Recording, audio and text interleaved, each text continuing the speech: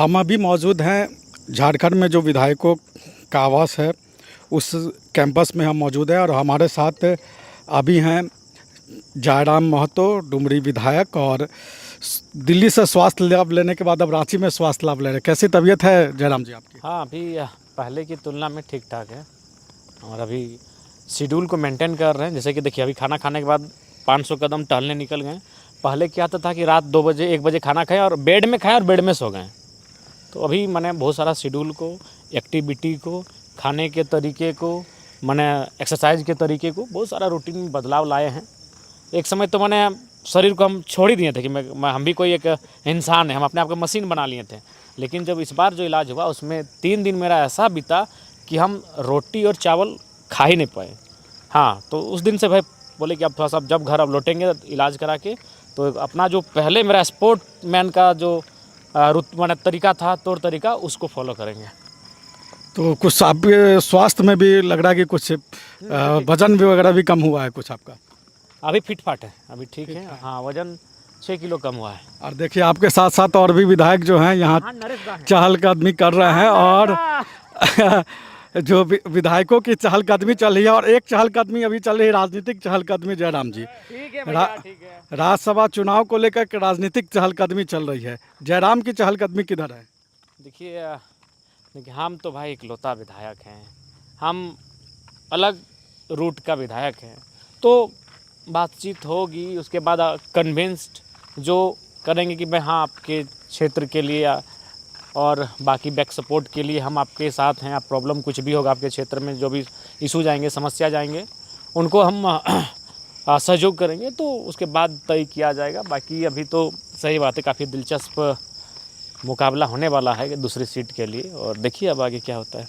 तो आपका मतलब आपका और आपकी पार्टी की जो एक सोच थी कि एक झारखंड के का मतलब झारखंडी एक होना चाहिए, वैसा एनडीए की तरफ से तो उम्मीदवार नहीं है और का तो उम्मीदवार ही नहीं है, वो तो समर्थन है। बाकी जो अन्य दल हैं, उनके जो प्रत्याशी हैं, उनके माध्यम से भी माने वोट देने के लिए अपील किया गया है, तो उस पर विचार किया जाएगा। आपको अभी कांग्रेस की तरफ से या जेएमएम की तरफ से या एनडीए की तरफ से, बीजेपी की तरफ से कोई अप्रोच किया गया है? अप्रोच है टेलीफोनिक माध्यम से, उनके सहयोगी या फिर उनके संगठन के नेताओं के माध्यम से अपील किया गया है। तो आपने अभी मूड बनाया है या नहीं बनाया है, या आखिरी वक्त के लिए रखा हुआ है? देखेंगे, सोच समझ कर विचार करके करेंगे।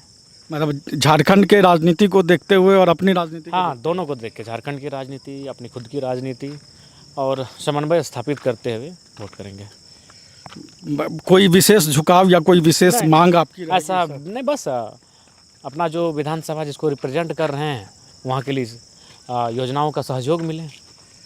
जो बीजेपी के प्रदेश अध्यक्ष हैं आदित्य साहू, जिस दिन जो नामांकन की प्रक्रिया को लेकर जो नोकझोंक चल रही थी कांग्रेस और बीजेपी में परिमल नाथवानी के नामांकन रद्द करने को लेकर, उस समय उन्होंने प्रेस कॉन्फ्रेंस किया था और कहा था कि कांग्रेस उम्मीदवार प्रणब झा पर कहा कि बाहरी आ गए हैं, थैला सेठ आ गए हैं।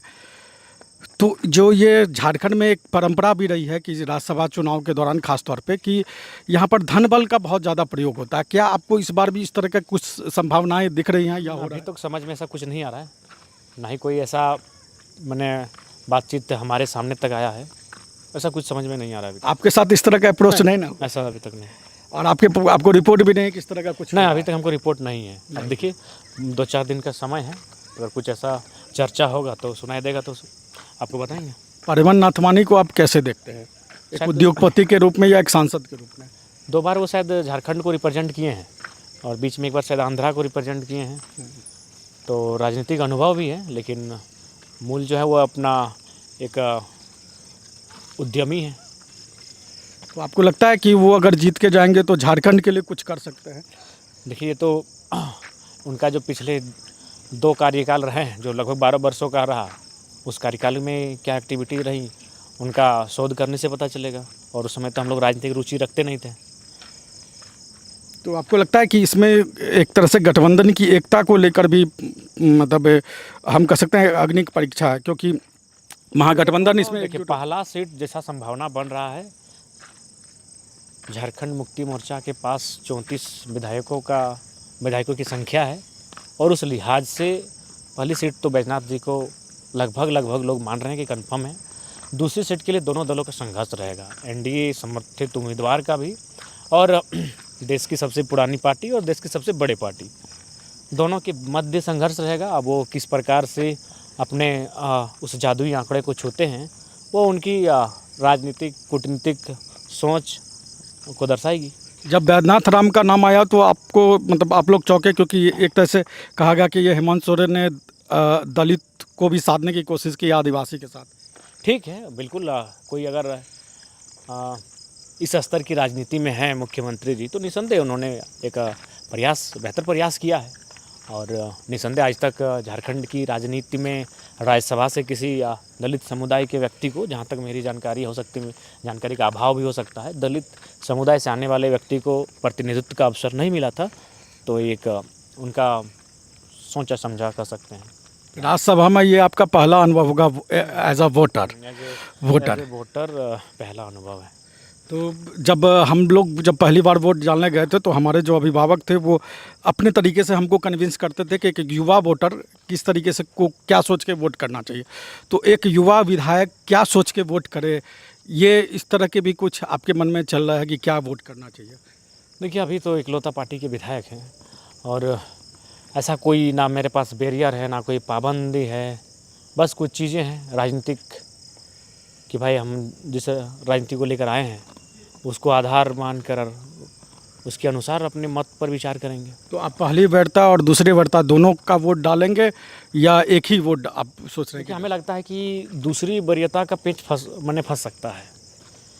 अगर मान के चलिए, जैसे लोग ये ना सोच रहे हैं कि जेएमएम के पास है 34 तो इनको 28 देने के बाद 6 अपना साथी को कर देंगे, लेकिन वो तो ये भी ना सोचेंगे कि भाई एक दो को बुजुर्ग विधायक भी हैं, मिस्टेक हो गया तो क्या वो 28 का रिस्क लेंगे?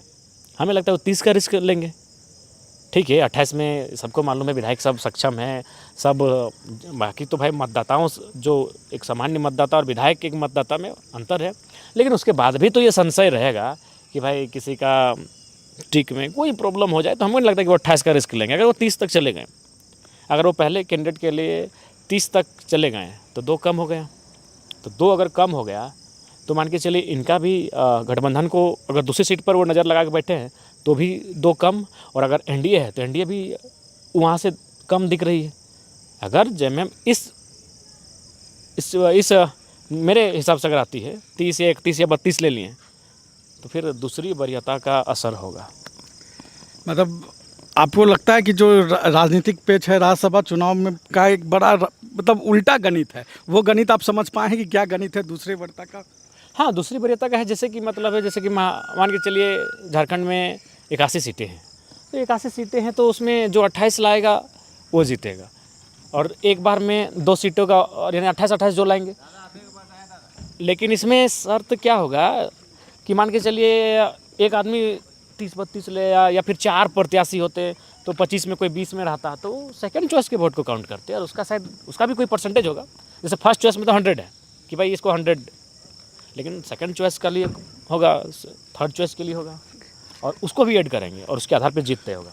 एक राजनीतिक शास्त्र के एक छात्र के नाते आप भी राजनीति को बहुत अच्छी तरीके से समझते हैं, देश की राजनीति को भी आप समझते हैं, तो आपको लगता है कि ये झारखंड के का जो ये चुनाव होने वाला राज्यसभा का चुनाव, ये राष्ट्रीय स्तर पर एक मैसेज जा सकता है इस चुनाव? राष्ट्रीय स्तर पर से मैसेज नहीं जाएगा। हमको लगता है झारखंड को लेकर शायद जब खासकर अगर आप केंद्र की बात करें तो केंद्र में जिस प्रकार से बंगाल को फतह किया है भारतीय जनता पार्टी ने बहुत ही मेजर माने सीटों के साथ, तो मुझे लगता है कि झारखंड पर केंद्र का उतना फोकस नहीं है।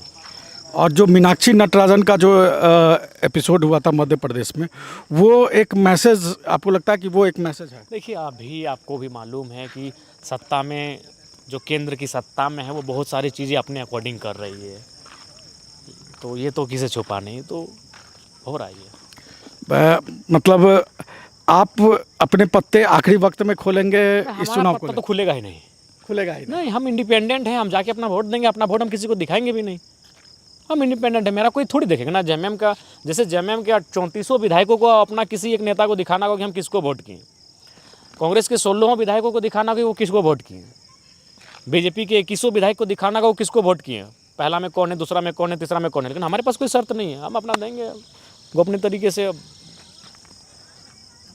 मतलब आपके एक वोट से झारखंड में राज्यसभा की एक सीट पक्की हो सकती है, इतना आपको लग रहा है कि आपके पास वो शक्ति है कि आपका एक वोट झारखंड के लिए बहुत निर्णायक होगा राज्यसभा चुनाव में? नहीं, हमें लगता है कि एक वोट का अंतर नहीं रहेगा, जो भी है 3-4 वोटों का अंतर हो जाएगा, चाहे जिसका भी हो, हमें एक वोट का अंतर नहीं दिख रहा है। मतलब कुछ यहाँ हो सकता है जो पहले झारखंड में राज्यसभा चुनाव का जो इतिहास रहा पहले अनुभव हमको नहीं है ना, हम लोग का उस समय राजनीति में विशेष रुचि रहा है, अभी थोड़ा सा सीख रहे हैं, थोड़ा सा जान रहे हैं, समझ रहे हैं।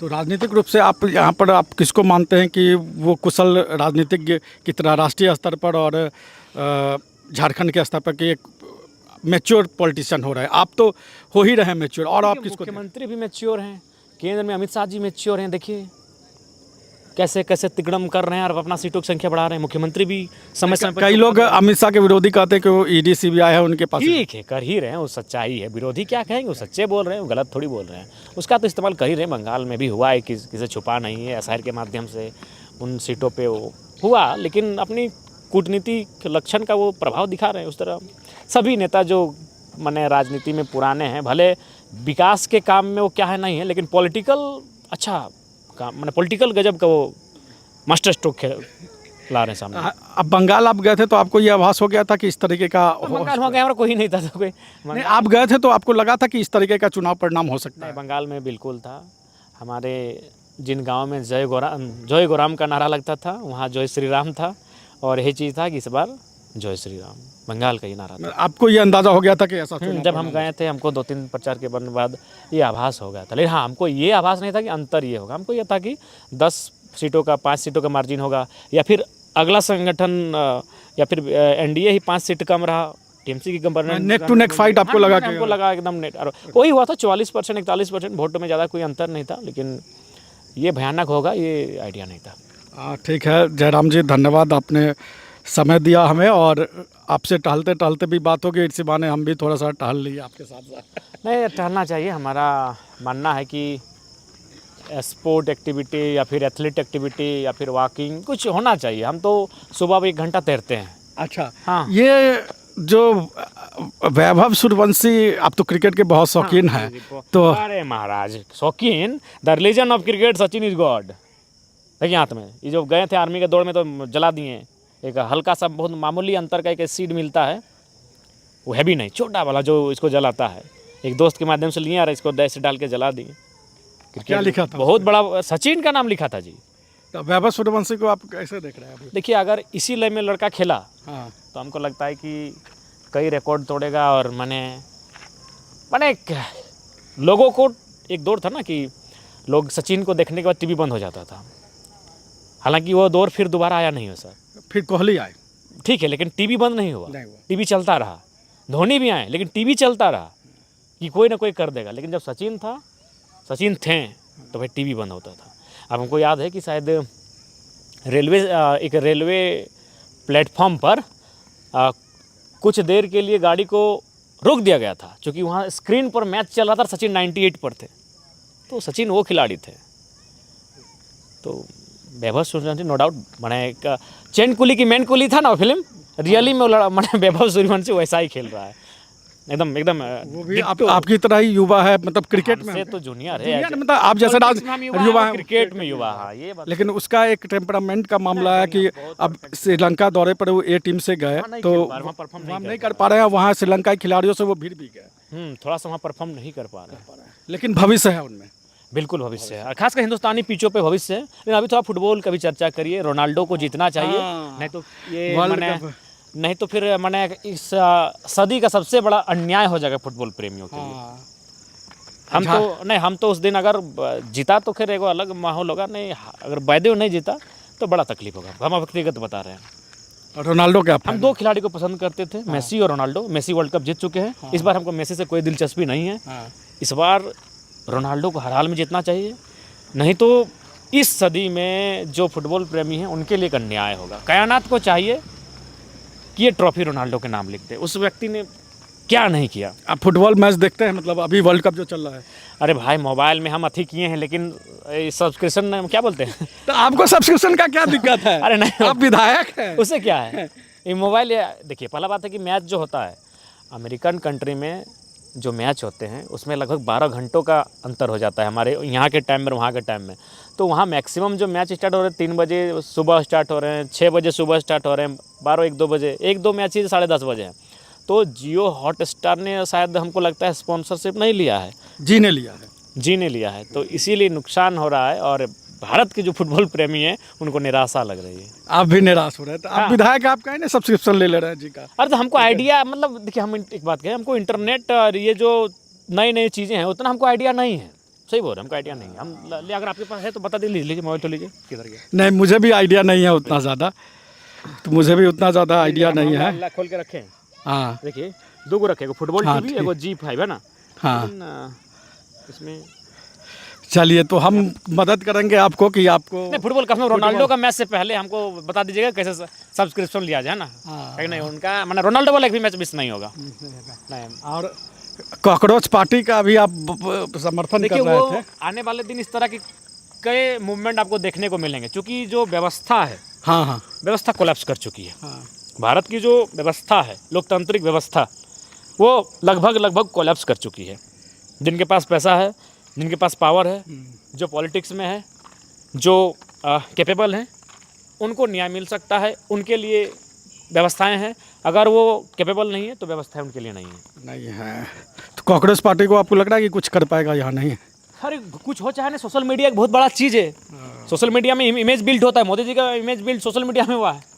हाँ, ज़मीनी में कुछ नहीं। ज़मीन में आप देख ही रहे हैं कि चॉकलेट खिला रहे हैं तो क्या क्या कर रहे हैं, तो सोशल मीडिया का बहुत बड़ा योगदान था। अगर वो सोशल मीडिया में ही अगर इनकी कोई भी राजनीतिक दल की अगर आलोचना करे, उसके बारे में लगातार प्रहार करे, तो असर पड़ेगा। चलिए ठीक है जयराम जी, आपने इतनी लंबी हमसे बातचीत की, धन्यवाद आपका। और हम राज्यसभा चुनाव का क्या परिणाम होता है उसमें आपकी एक महत्वपूर्ण भूमिका होगी, उसमें सबकी भूमिका रहेगी। आपकी भी रहेगी। धन्यवाद जयराम।